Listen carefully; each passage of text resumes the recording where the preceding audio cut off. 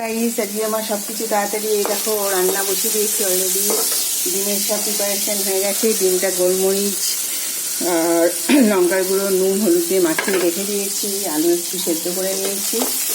ওদিকে জল খাবার রেডি করে নিয়েছি। আজকে তো একটু শশা খাবো, কাঁচা লঙ্কা নিয়েছি, শশা মুড়ি খাবো। তো যাই হোক, ঝুড়ি ভাজা অল্প একটুই খাবো, কারণ আমার 12টা-1টার সময় ভাত খেতে হবে, তো অত বেশি খেতে পারবো না।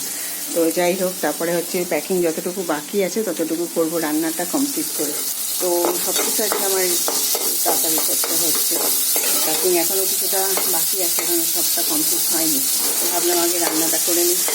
তো রান্নাটা করে নিয়ে এদিকে জলও নিয়ে চলে এসেছি। এই যে জল ভরা হয়ে গেছে। সব কিছু শর্টেড করছি, তাড়াতাড়ি করে করার চেষ্টা করছি। দেখা যাক কী হয়।